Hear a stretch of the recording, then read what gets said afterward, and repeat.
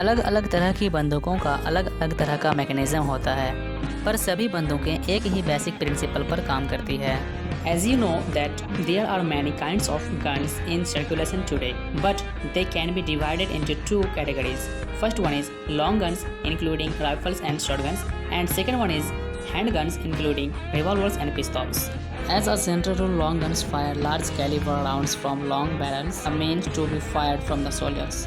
Gun के बारे में पूरी जानकारी लेने से पहले हम कारतूस को समझते हैं। यह एक कारतूस है जिसके निचले हिस्से का नाम प्राइमर है और कारतूस के अंदर एक केस में चूर्ण भरा होता है जिसे गन पाउडर कहते हैं और कारतूस के आगे वाली सबसे नुकीले हिस्से को बुलेट कहते हैं। कारतूस के पार्ट्स को आप नेम वाइज यहाँ देख सकते हैं। आइए अब हम सेमी ऑटोमेटिक बंदूक के बारे में जानें। सेमी ऑटोमेटिक बंदूकें में एक बार ट्रिगर दबाने पर एक ही राउंड फायर करती है। यह एक 9mm सेमी ऑटोमेटिक पिस्तौल है। इस वीडियो में हम देखेंगे सेमी ऑटोमेटिक हैंडगन्स और पिस्तौल कैसे काम करती है। यह एक कारतूस है। इसे मैगजीन में लोड किया जाता है जिसमें स्प्रिंग और फ्लावर इसमें दबाव बनाए रखते हैं। मैगजीन का डिजाइन इस प्रकार का होता है कि कार्ट्रिज कभी पीछे नहीं आ सकता, यह स्लाइड होकर बाहर ही आ सकते हैं। इस मैगजीन को बंदूक में रखा जाता है। यहाँ बंदूक के कुछ महत्वपूर्ण पार्ट दिखाए गए हैं। बंदूक को पहली बार फायर करने के लिए रिकॉइल स्प्रिंग के अगेंस्ट स्लाइडर को हाथ से पीछे खींचा जाता है, जिसके कारण कई सारी चीजें एक साथ होती है जिन्हें हम एक एक करके देखेंगे। स्लाइडर के मूवमेंट के कारण हैमर पीछे आता है। यह हैमर स्ट्रट के जरिए मेन स्प्रिंग से जुड़ जाता है और इसलिए मेन स्प्रिंग को दबा देता है।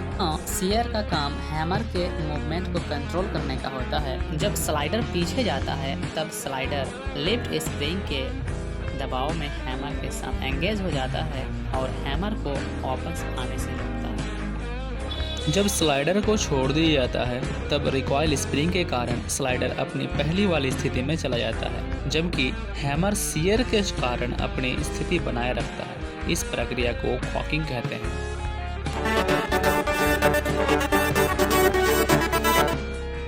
जब स्लाइडर को पीछे खींचा जाता है तो इस पर बने प्रोजेक्शन बैरल को पीछे की ओर धकेलते हैं, जिसके कारण बैरल कुछ नीचे हो जाता है और इसलिए अब इसमें कारतूस आसानी से भरे जा सकते हैं।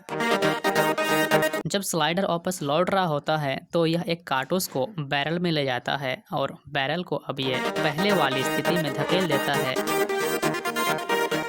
कारतूस का पिछला हिस्सा एक्सट्रैक्टर में फंस जाता है जो स्लाइडर से जुड़ा होता है।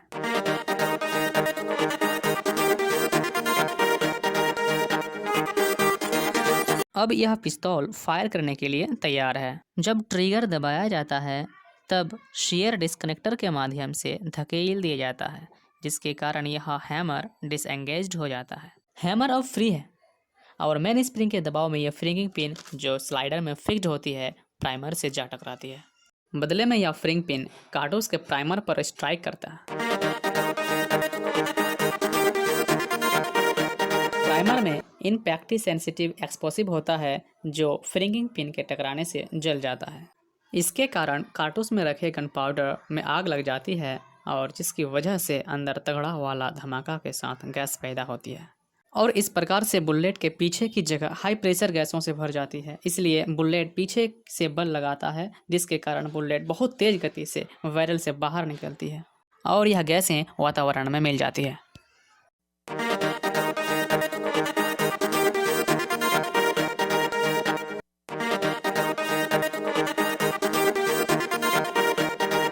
According to Newton's third law, जितना वेलोसिटी के साथ बुलेट बाहर की ओर निकल रहा होता है उतने ही बल से बंदूक पीछे की ओर बल लगाता है, नीचे धकेलता है। इसी वजह से बंदूक चलाने पर पीछे की ओर झटका लगता है। बैरल में कुछ लकीरें और खांचे बने होते हैं जो आगे बढ़ते समय बुलेट को स्थिरता के लिए घुमा देते हैं। जब गोली चलती है तो बैरल के अंदर काफ़ी भयानक विस्फोट की वजह से स्लाइडर पीछे आता है और इजेक्टर की मदद से खोखा यानी केस को बाहर धकेल दिया जाता है।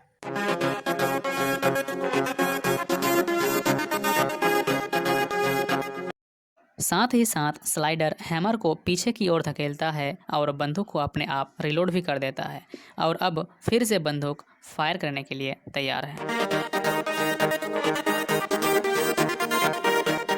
ग्रिप सेफ्टी बंदूक को अपने आप फायर करने से रोकती है या बंदूक के स्लाइडर को हाथ से पकड़ लिया जाता है, तभी ट्रिगर डिस्कनेक्टर के जरिए सीयर को मूव कर सकता है। अगर आपको यह वीडियो अच्छा लगा हो तो प्लीज़ लाइक और सब्सक्राइब जरूर कीजिए।